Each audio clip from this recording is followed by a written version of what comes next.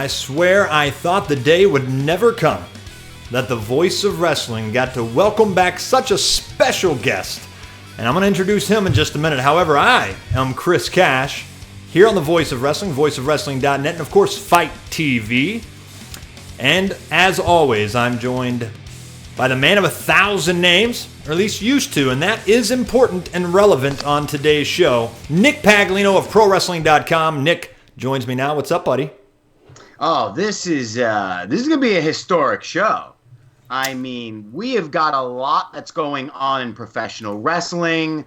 We have got a return of a major guest, one of VOW's best guests of all time. Yes. The new constable of WWE Raw finally is Baron Corbin. CM Punk is not guilty of murder.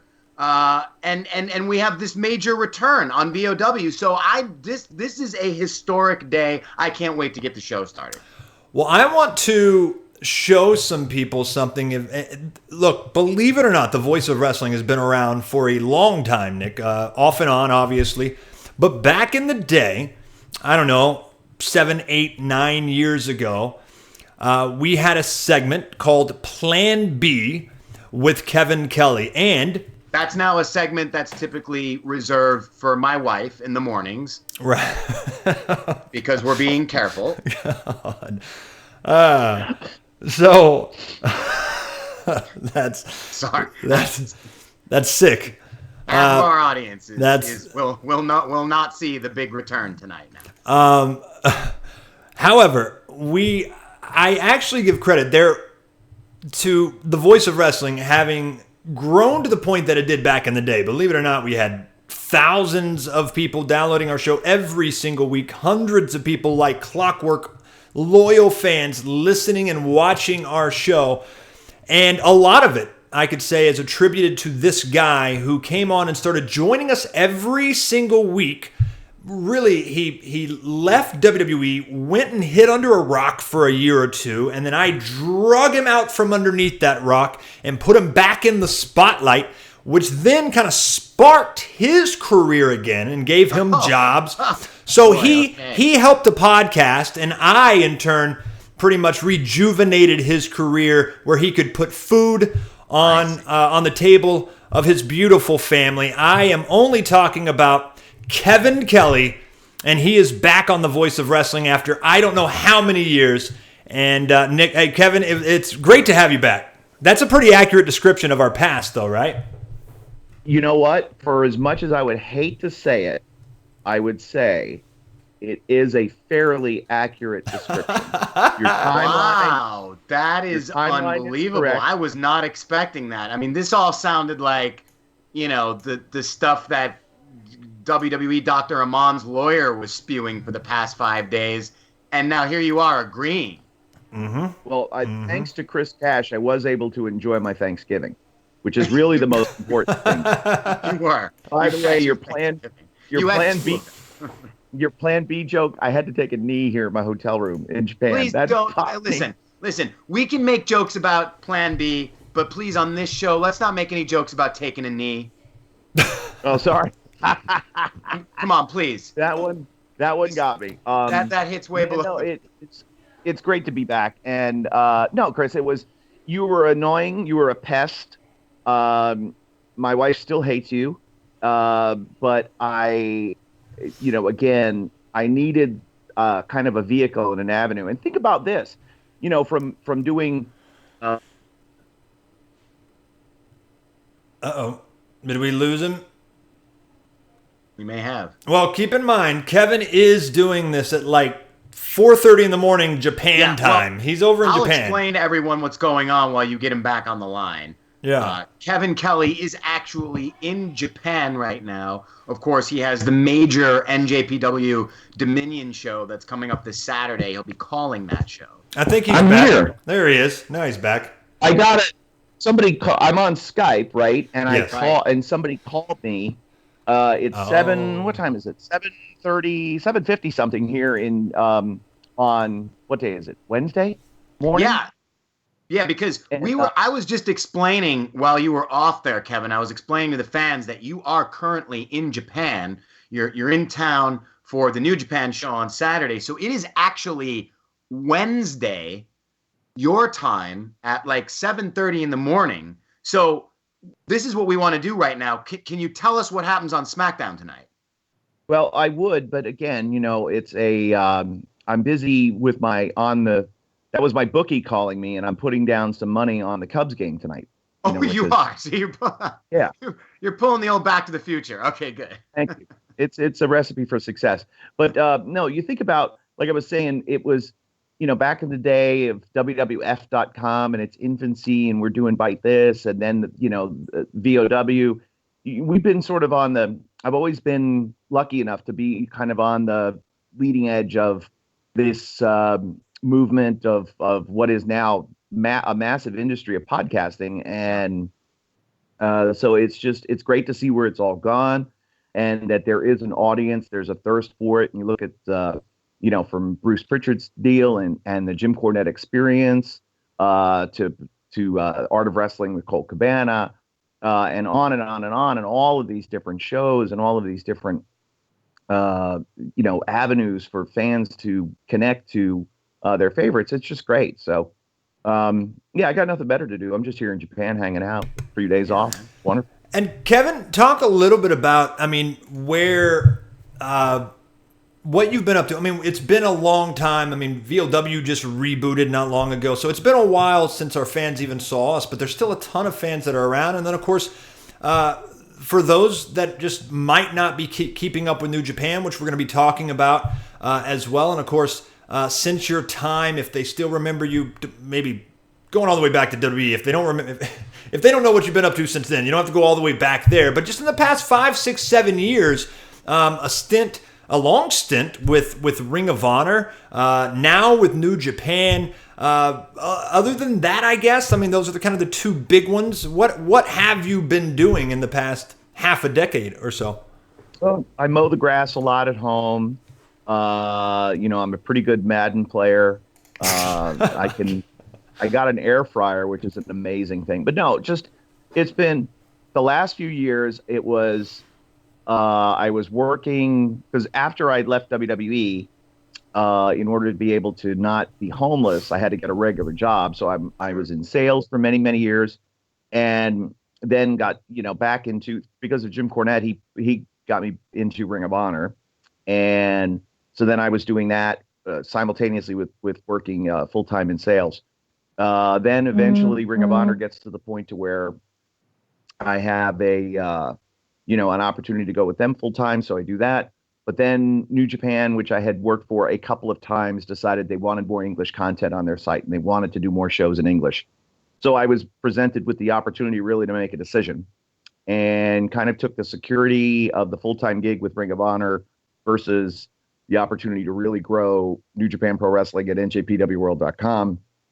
And I went that direction. And so since June of last year, I've been with Ring of Honor, and I've just been working pretty much nonstop for New Japan. And we're doing more and more stuff.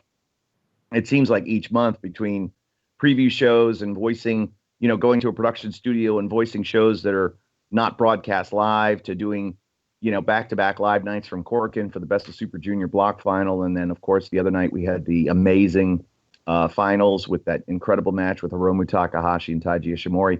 And then a few days off, and then we have Dominion, which is a monster event with, I'm sure we'll talk about some of the matches, but it's been a great, I checked my passport, and this was my 29th different entry into Japan. Wow. This time. So I think it's like 26 specific tours that I've been on now. Wow. And so it's great. I want to, and that's interesting because, it's been that long, and you've gone there that many times, and NJPW has existed for as long as it has, and even companies like Impact Wrestling and Ring of Honor.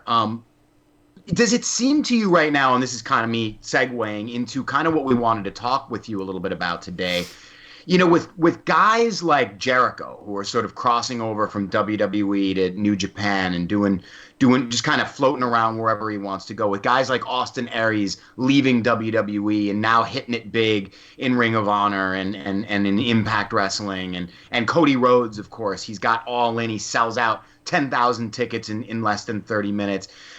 Is it starting to feel to you like it's this idea of, before it was like WWE, and then you had Ring of Honor, and then you had New Japan, and then you had Impact Wrestling, and then you had your indies.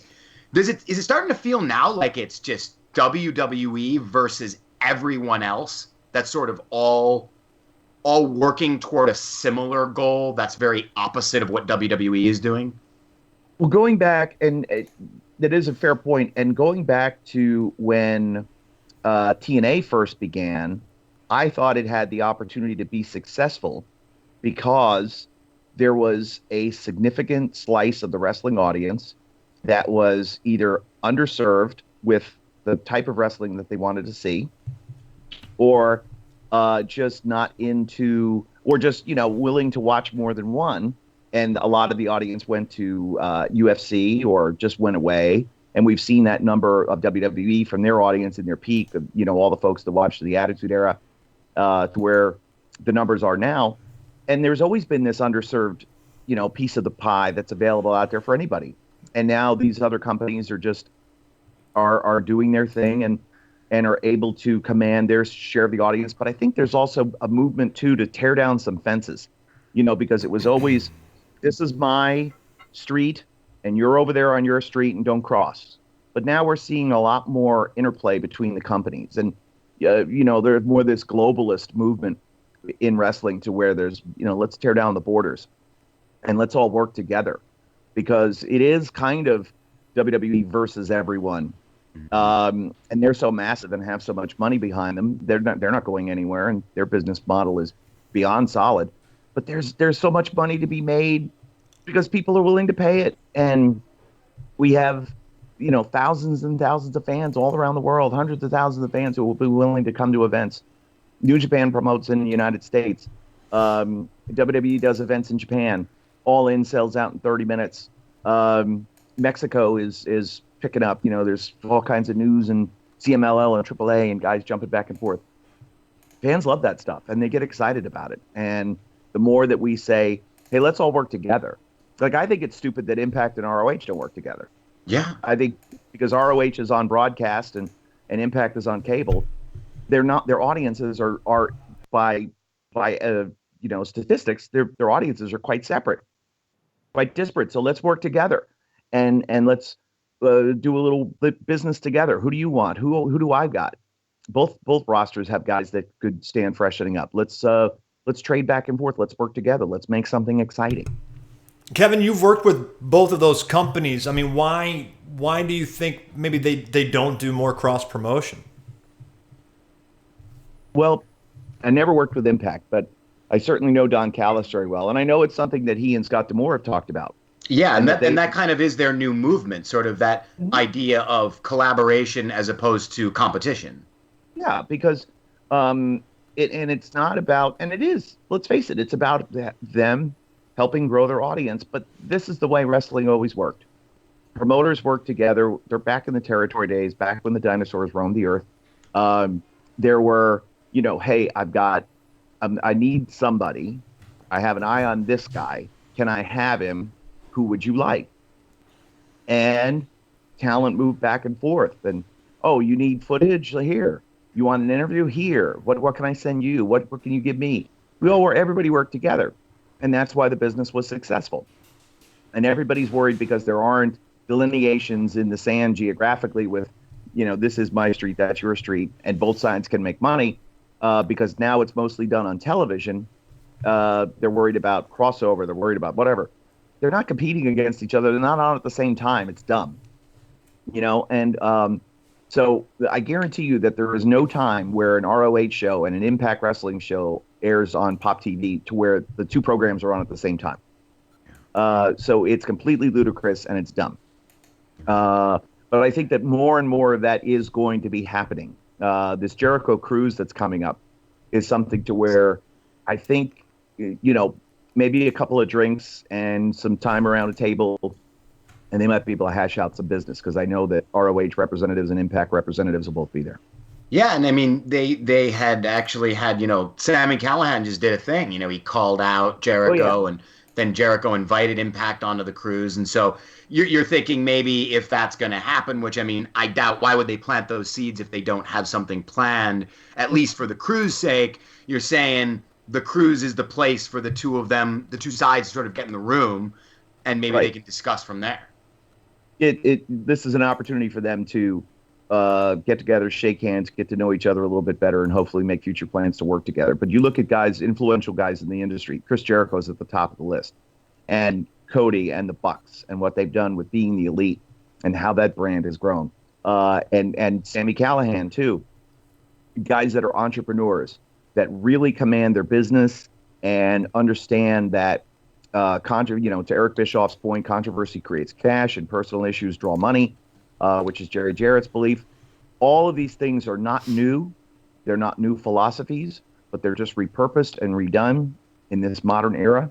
And guys that can do that type of thing and do it well are the leaders of the industry right now. So I'm very, very excited. More than ever, we're seeing that it's not about the office, because from all indications, Vince doesn't have his finger on the pulse of what the wrestling audience wants to see, let's say.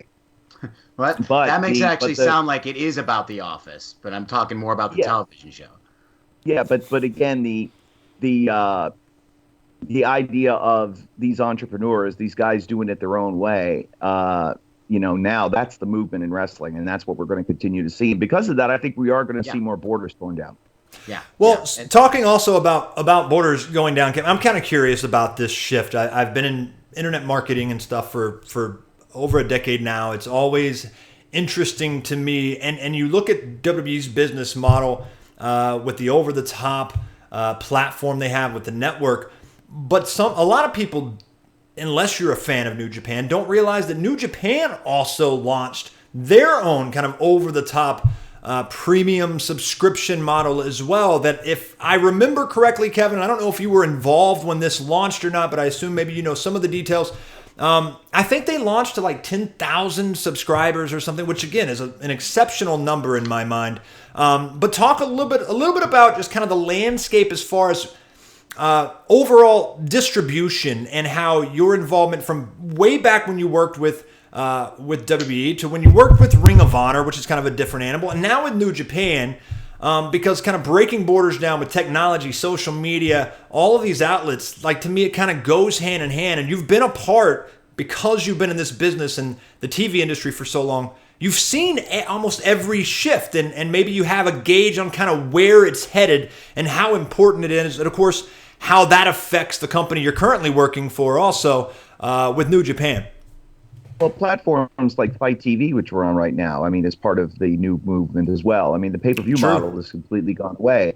And when I was in WWE, Vince McMahon on more than one occasion said, we are a live event company. Well, I don't see how they can be a live event company anymore when they've got, a couple of billion-dollar deals in their lap, courtesy of USA and Fox. Right. And so that business model is obviously going to change or adjust or whatever.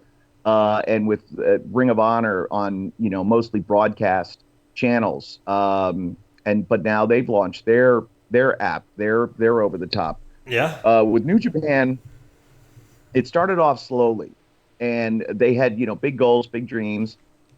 They launch, and the numbers weren't where they wanted them to be. And I was always, beating the drum for, you need more English content, guys. You need to have more English facing, and if it's an English website, whatever, because Google Translate gives you some wonky, translations. But now where it is, I think the audience is about 100,000, and it continues to grow. We have a new president, Harold Mahey, who I spoke to personally a couple of days ago at Corkin.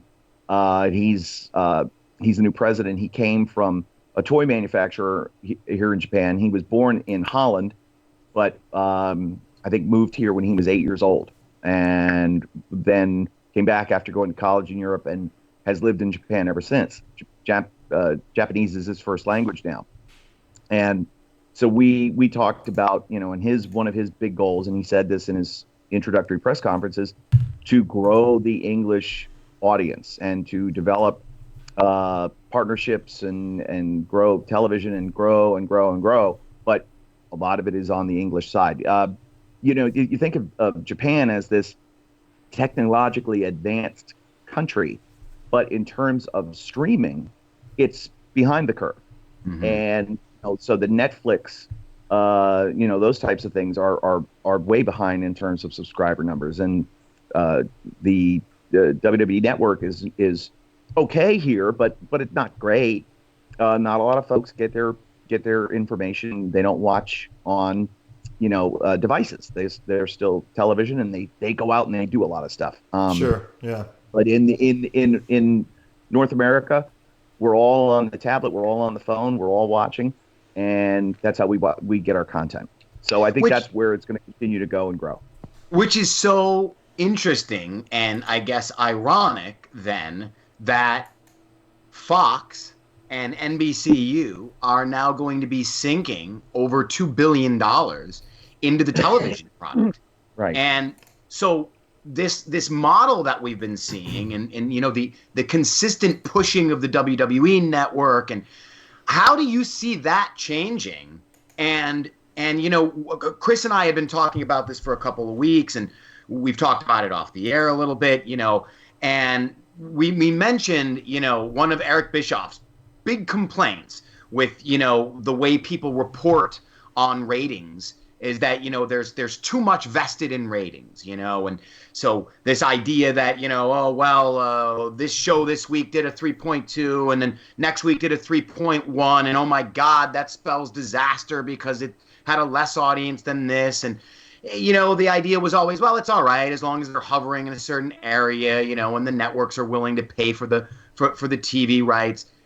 But with this kind of money at stake now, and the WWE ratings sort of consistently falling, how much of an emphasis now is going to be on the television product versus everything else? The live events, the WWE network, the pay-per-views. I mean, they still call them the pay-per-views even though they're not.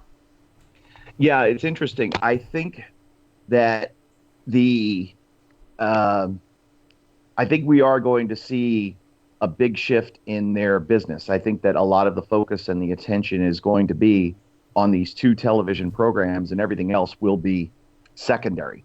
I don't know what the television programs will look like. Will they continue to be status quo, or will Fox or NBCU say, listen, we're investing this money, we would like to play a hand in some of this? Or are they just simply paying what seems like an exorbitant amount of money, but it could just be the going rate? We're just paying for content that we know is going to deliver a consistent number. And, whatever that number is, that's the going rate now for those types of ratings. Shows don't deliver big numbers. You'll get a special, you'll get a, one-time thing that'll be, the Super Bowl still is huge, but that's once a year. But what about every other week? So I think the television landscape has changed, and the audience has gotten more fractured and splintered, but there's other ways and the measuring is behind the times. We know that. So it's difficult to gauge an audience. And I think this is just the going rate now for this type of show. Yeah, because it was interesting, and you'll know this much better than I will or Chris. And, as and I'm an actor, and so I've dealt with, and you always read about the creative differences that, a writer, let's say a writer has season 1 of a show mapped out, and at the end of season 1, they have some character dying off. But, for whatever reason, the fans fall in love with that character. So the network steps in and says, no, we want this character heavily featured in season 2. So you're going to have to rewrite your plan. This character's not being killed off in 1. And you've got this battle because the people who are paying for it are meddling in the creative. That's just been historically, that's been the big issue in entertainment, the big battle between creators and producers.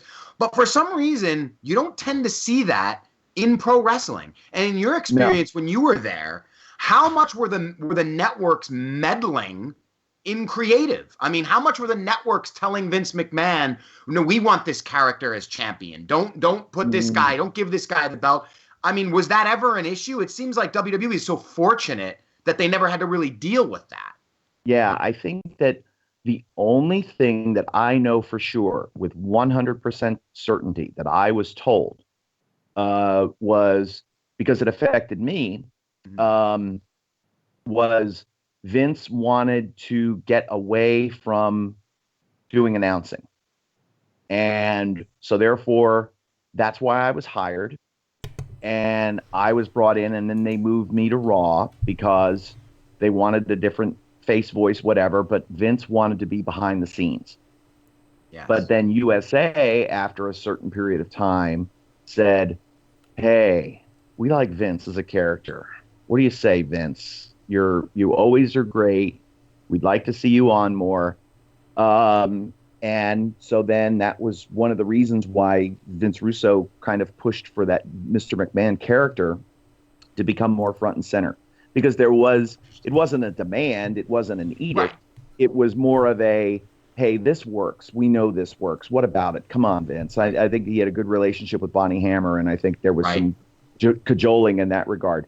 But in terms of what we will see going forward, I have no idea. And I wasn't around like when Dick Ebersol played a heavy hand in producing the Saturday Night's main events back in the day. Was he influential in any types of decisions? I know he, helped produce some segments and was instrumental in a lot of the stuff with Savage and Hogan and Liz.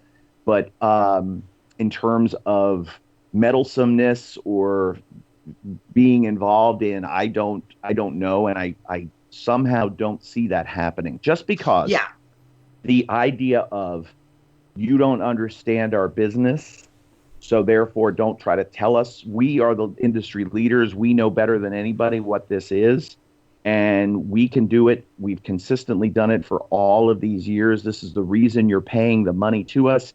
Let us do our thing. And does your gut also, if you had to guess, is Vince McMahon, even for billions of dollars, 2 whatever billion dollars he's receiving, is he going to give up that sort of creative control or give too much slack to the networks to make those decisions, or is that just not in his nature?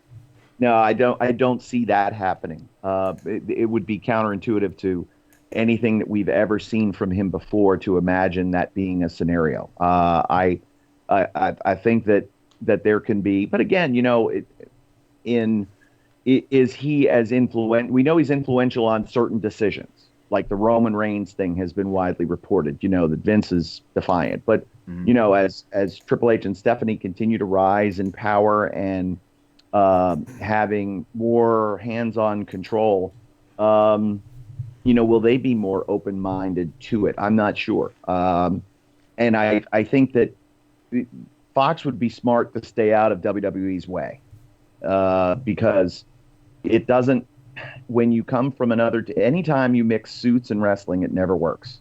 Right. So keep the executives out. Don't try to tell us what to do, and let us do our thing.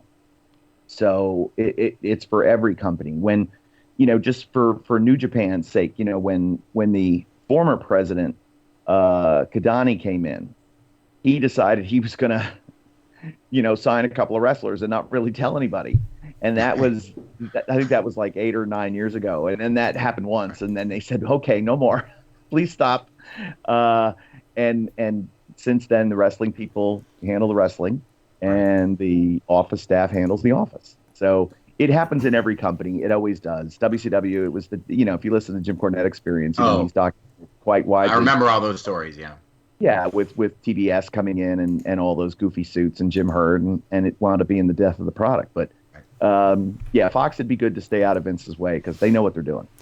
Kevin, I'm curious. I want to put over New Japan a little bit, and kind of as a fan myself, and one that's been off and on with WWE or pro wrestling in general for the last 5-6 years. I've heard about New Japan from and overseas or independent wrestling in general. So it's not just New Japan. I mean, I think there's a buzz around non-WWE products, with maybe the exception of Impact, who's kind of gone completely downhill in that same time frame. But on the opposite side of things, there's a lot of buzz around promotions like New Japan, and obviously Nick mentioned All In, and just some of these other independent promotions that people go out of their way to watch. And now with the internet obviously being as social as it is, there's a lot of ways to get the message out there and get new eyeballs on the product. But one of the things, and just help me kind of help you guys in a way to plug this, where would someone like me, for example, if you were going to send me to one place to watch your product, whether it's a regular series or episodic type program you put out, or is it specifically these big events that obviously you've talked about coming up, one of them coming up this weekend that we'll talk about in just a minute. I mean, where's the best place for an American to obviously go find your product and it translate well to us, with obviously it being a foreign product with a lot of language barriers at times and things like that? But where would you send me to see your product?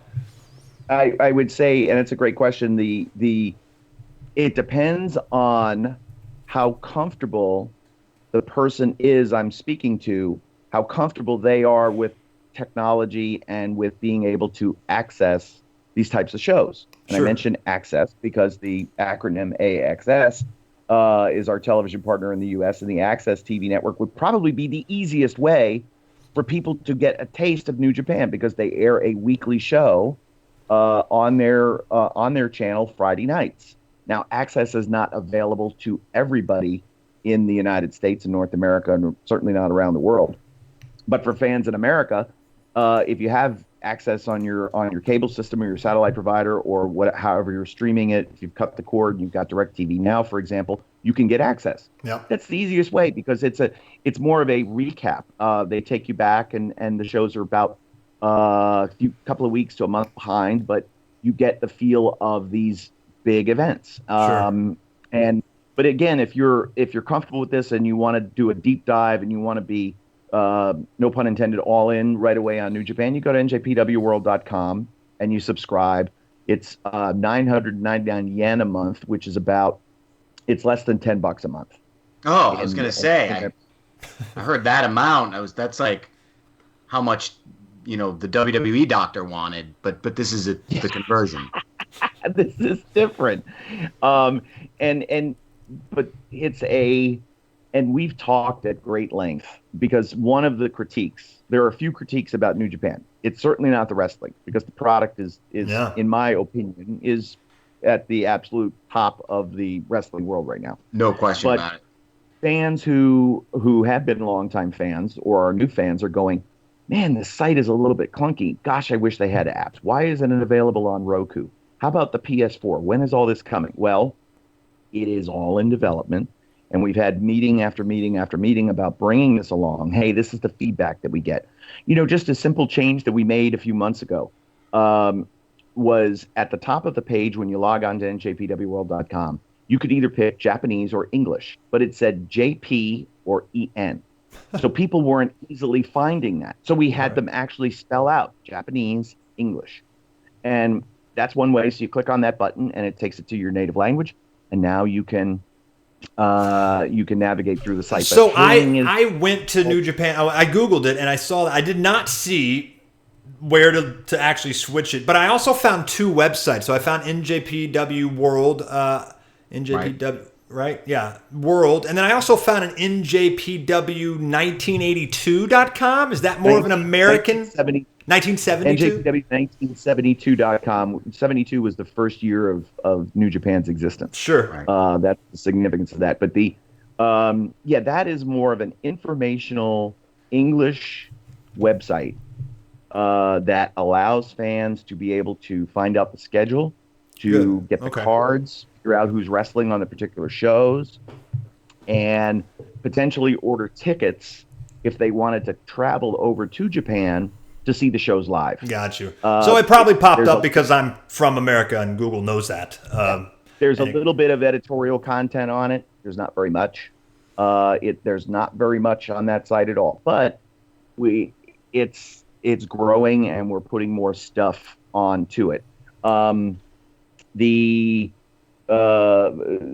the world is, NJPW World is That's the hub. I would say that's the hub. And I fans ask me all the time, when are we going to get more stuff? When are we going to get this app? I can tell you this: there are a lot of things in development, and I've been told a target date of when some of these things are going to start to be released. I don't want to say what that is, but I will say this: barring any delays, and delays can happen in these types of things, there will be new ways to access New Japan World this calendar year. Very nice. And fans will be excited about that. I want to talk. Sorry, go ahead. And we're bringing more English content to the site every single month. We are also translating the Japanese interviews, so fans can go to the YouTube page and subscribe, and they do post-match interviews after every show, after every match. Awesome.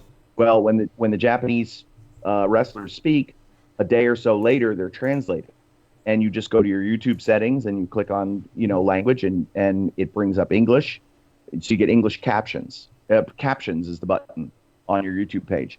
And you can select English, and therefore when the Japanese wrestler speaks Japanese, it's captioned on the bottom of the screen in English. So, Kevin, I appreciate the information. Obviously, most of our audience is clearly going to be, Americans looking for how do I find this information, and how do I look them up if I haven't seen it? Because, as you mentioned, and Nick agreed to, and I am one. I'm the oblivious one here. I don't follow New Japan as much as I should, and I've heard that I should.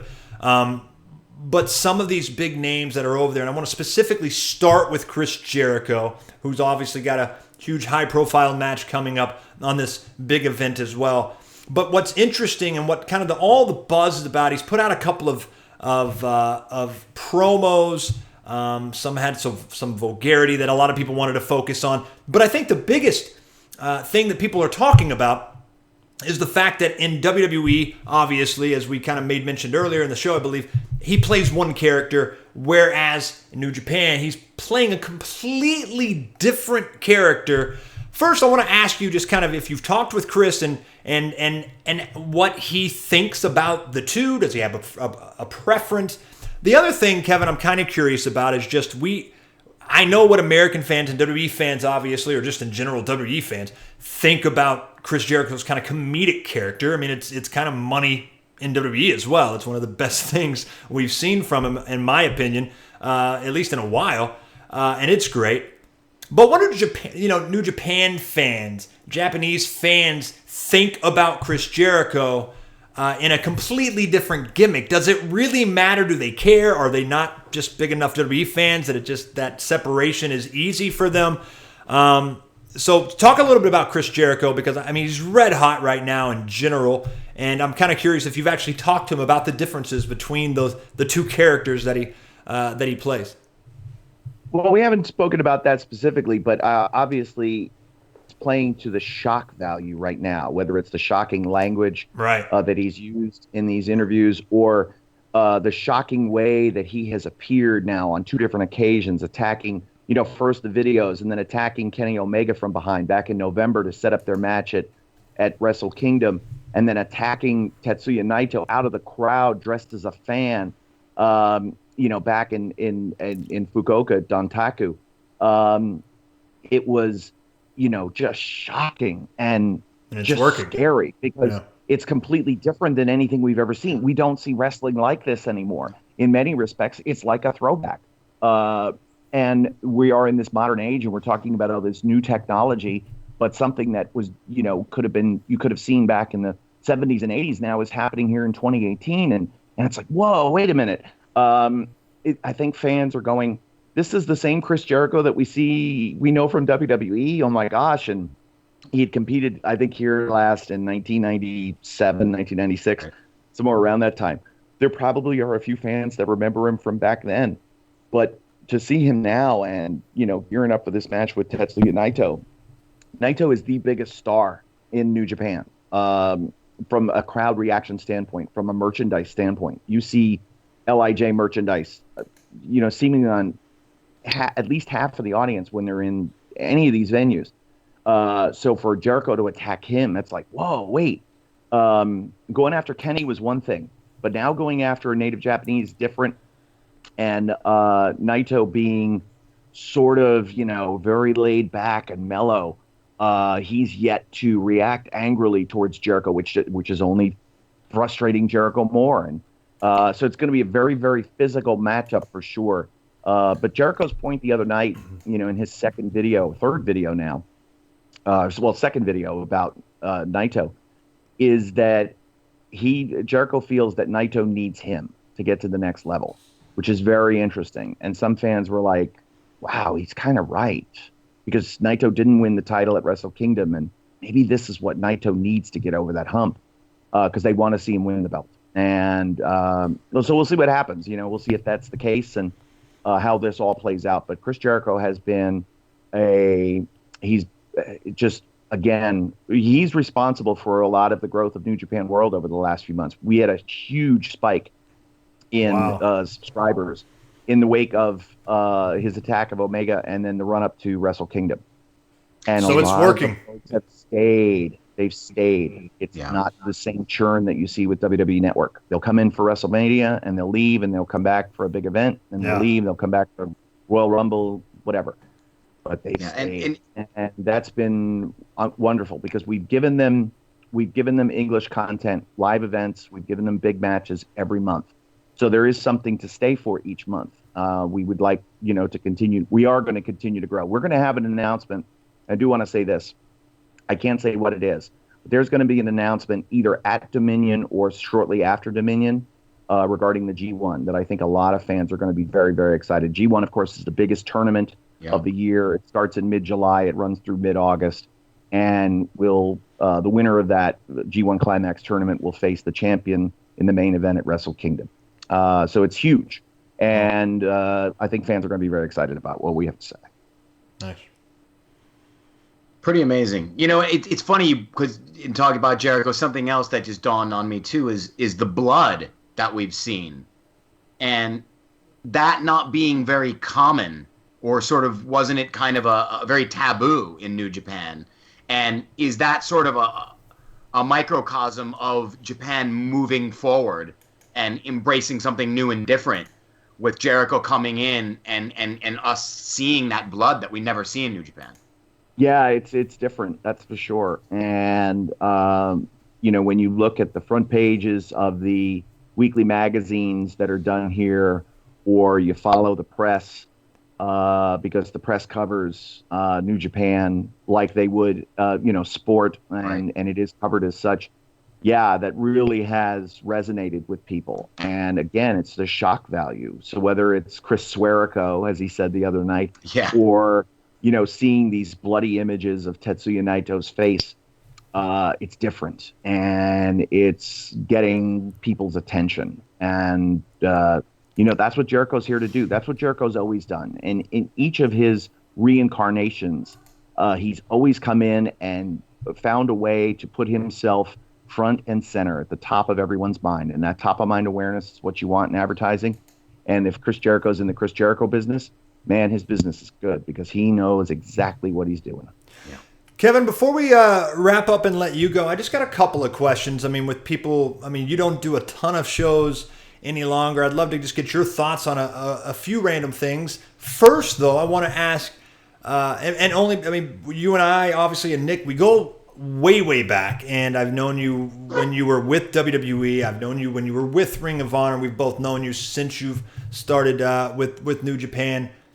How do you compare this point in your career to your WWE run? And you were a part of some amazing moments in WWE history or WWF history. Worked with some incredible people. Of course, The Rock is the go-to and the easiest to call on when you talk about some of the amazing superstars you got to talk with or work with. but obviously you've had a good stint in Ring of Honor, and now you're here with New Japan in such exciting times and worldwide growth as you've been describing in this interview. Where do you put this in terms of how happy you are as far as your career goes? Where does it rank on the list?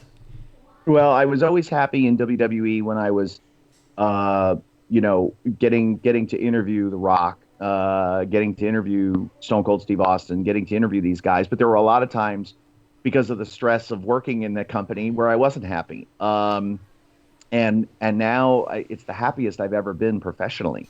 Wow. And yeah, it's a strain, and I miss my family. They miss me, I think, but it's wonderful to be able to have my voice be a part of the best wrestling on the planet. That's what I am. I'm a professional wrestling announcer. I have been now 27 years. June 14th, it'll be my 28th anniversary. That's incredible. I have I'll start my 28th year on June 14th. It's amazing to think about how long I've been doing this. This is what I always wanted to do since I was a kid. And now when I hear my voice attached to these matches, I'm very proud of what I get to do. And I know that it sounds, it might sound cliche or cheesy, but, it's kind of like my voice will forever be attached to this generation, this era. The greatest champion that we've seen in the modern era is Kazuchika Okada, and he's over 700 days continuous as IWGP Heavyweight Champion, and he's getting ready to wrestle Kenny Omega at Dominion, 2 out of 3 falls, no time limit. This is going to be monumental. Chris Jericho, Tetsuya Naito, my gosh, what's going to happen there? Rey Mysterio makes his debut. It's going to be a 6-man tag, teaming with Hiroshi Tanahashi and Jushin Thunder Liger against Marty Scurll, Cody, and Hangman Page. The Young Bucks, tag team titles, Evil Sonata, just the whole night. It's going to be gigantic. And I mentioned NJPW1972.com. The whole card is up there, so you can see that. But it's wonderful. I love it. I wouldn't change it for the world. It's, I'm going to go downstairs and have breakfast here at the Tokyo Dome Hotel for a little while. I'm going to wander around the streets of Tokyo. I'm going to see what kind of sights I can see today. I got a couple days off. Then we head to Osaka. Nice. Don Callis and I will be doing the commentary live. It's just a blast. Where can people watch this specific event coming up, Kevin? The only way to see it live is njpwworld.com. And we'll have bell-to-bell coverage of the entire event. It starts 4 p.m. local time here in Japan, which is 3 a.m. early Saturday morning on the East Coast of the U.S., midnight Pacific, and 3 a.m. would be 8 a.m. in the UK. So wherever you are around the world, it'll be live, njpwworld.com, and that's the only place you can see this event live. We know from last year from Dominion. Dominion, from an attendance standpoint, is the second biggest event of the year, with Wrestle Kingdom being first. There'll be over 12,000 people in the building. The event sold out 25 days early, I believe. And there's a demand for tickets unprecedented. But the where all this is going with Dominion is just, I think, going to be the start, because then we're going to be in San Francisco on July 7th, and that's going to be live on Access for the next event, which is the G1 special. On July 7th, so everybody will be able to see that live. But yeah, Dominion Saturday is going to be incredible. A follow-up to the amazing Best of Super Junior final with one of the matches of the year, Taiji Ishimori and Hiromu Takahashi. 35 minutes. It was amazing. It was a war. And good luck following that, boys, because that was a hell of a show. And I can go watch the English version with you commentating, right? Yeah, you select the English. You can have the choice. You could bounce back and forth. You could go back and forth between the Japanese team and me. Well, I only ask is because you've given me such hell and such a hard time over the years about how I do my job. Now I can actually go watch you do yours in real time and then give you give you and grief. provide critiques. Yeah. Of course, I would expect nothing less. You- But again, for you as Nick has described, a country bumpkin, I'd be interested to see if you can actually push the buttons correctly and make all. Oh yeah. yeah. He'll be turning the knobs on his Etch a Sketch, wondering why. Yeah. Why the feed's not coming on? Right. I'll Having give my his daughter, move the rabbit ears on the TV. No, stay there. I think that's it. I kind of hear Kevin. What is that? No, No. wait, that's an infomercial. Keep going. I've always Hold on. considered myself semi-techie, although it is funny that my 10-year-old daughter now actually does seem to know more about electronics than I do. So, Kevin, we won't take up more of your time, brother. I am very, very appreciative that you've found the time while in Japan to come on the show. We would love to always have you on. You know that. And congrats with everything that you're doing there in Japan. I mean, it seems like it's an incredible experience for you. And obviously you getting to deliver that same experience to the fans. It seems like just the perfect place for you at this time in your career. And obviously we hope everything goes well this weekend, and we'll do our job to try to plug it and tell everybody to go check it out. Thank you. It's been a real pleasure talking with you, Nick. I've missed you, Nick, and I really, Nick, we need to do this again more often because getting a chance to speak with you is so much fun. You make me laugh every time, Nick. It's great. Kevin, thank you so much, and I will be sure to give Chris your regards. Let him know that you've been thinking about him.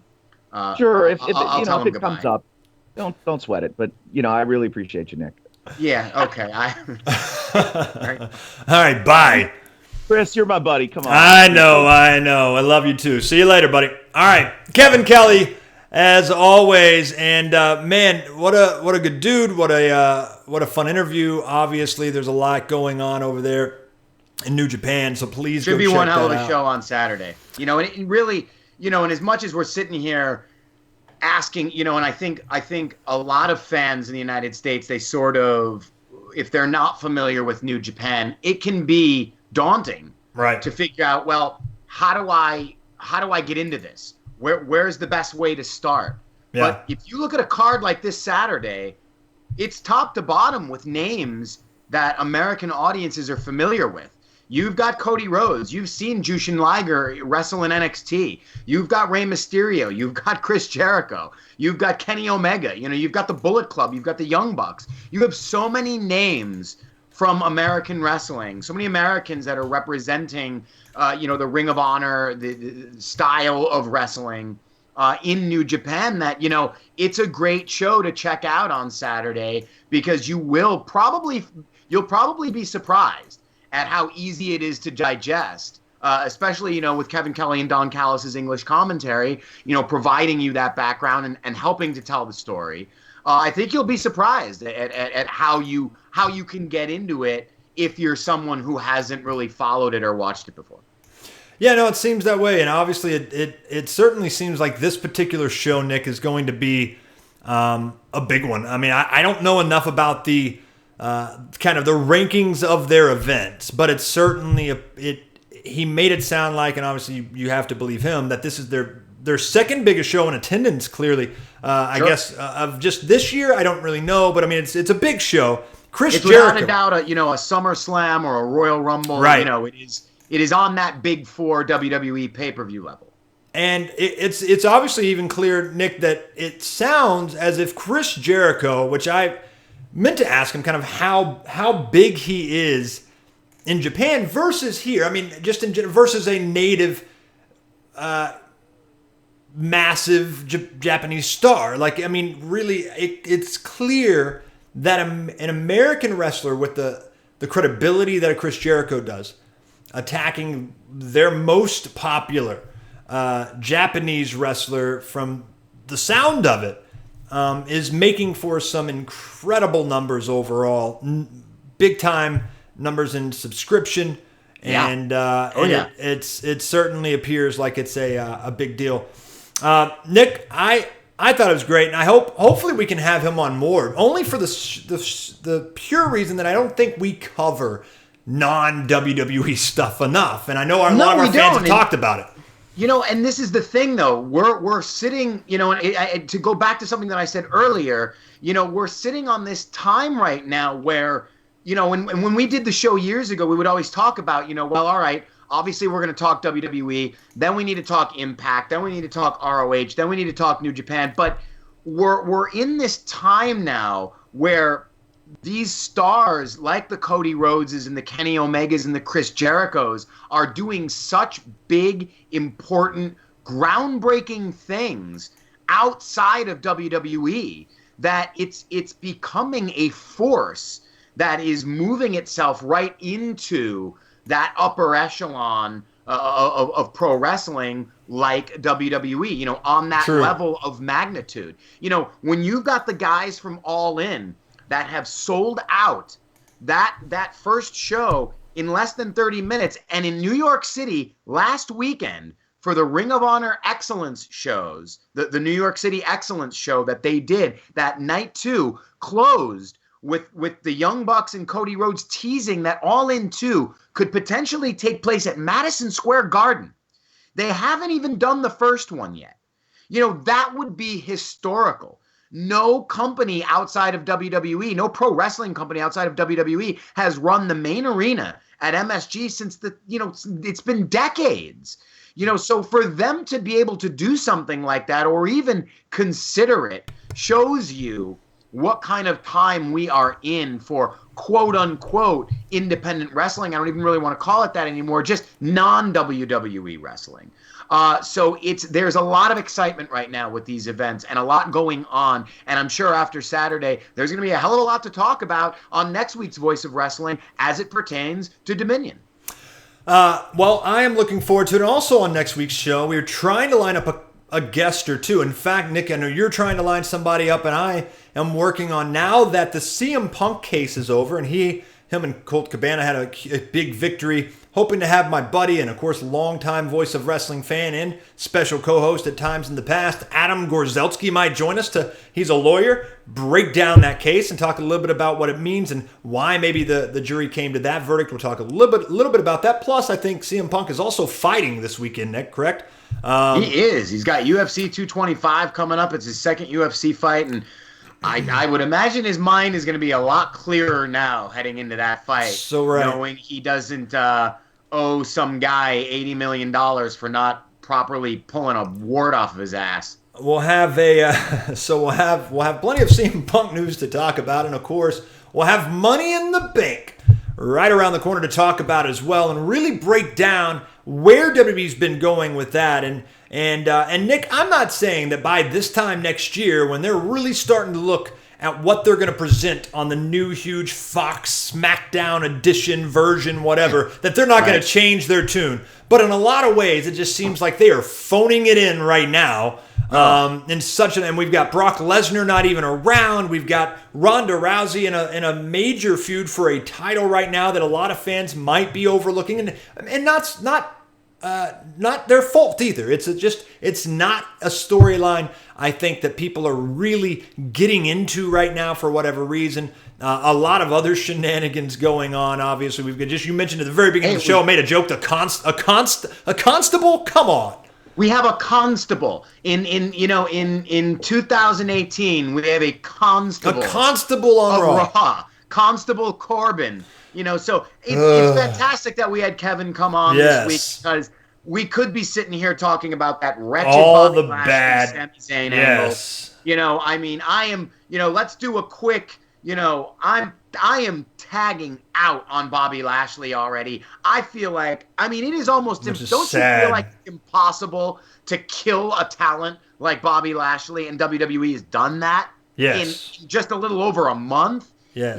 They have killed this massive talent with this terrible storyline. You had a very nonsensical Raw Monday night, but we'll talk a little bit more about that, and then of course Raw next week as we preview Money in the Bank and see where we're at as we head into the final hype for some of these matches that I really wonder. People are really wondering how they're going to come off, even with Styles Nakamura, Ronda Rousey, Nia Jax. The build-up that just really hasn't been there. We'll talk more about that as we head into Money in the Bank next week Sunday. Yeah, we do have a lot to talk about next week. So please check us out. voiceofwrestling.net, prowrestling.com, and of course, fight.tv. Download their app. That's FITE. and watch us every Wednesday evening. And subscribe, of course. Download their app because they'll push out alerts whenever the Voice of Wrestling goes live. You'll be able to check that out. Follow our channel on there. Join our live show. Get active. There's a live chat room and everything. Periodically, I'll jump in there as well. It's a lot of fun. They've got a good crowd. And, of course, our audience is growing there. Check us out on YouTube as well and subscribe to our channel. Facebook, Twitter, all the usuals. Just search for Voice of Wrestling. We've been around a while. You'll find us. However, in the meantime, thank you to Kevin Kelly for taking the time out of his busy morning and busy day that he's got over there in Japan to join us. Go check out the New Japan Dominion event this weekend. And if you want to do that, just go check out njpwworld.com and check that out. And, of course, for Nick Paglino, I am Chris Cash. This is the Voice of Wrestling. We will see you next week.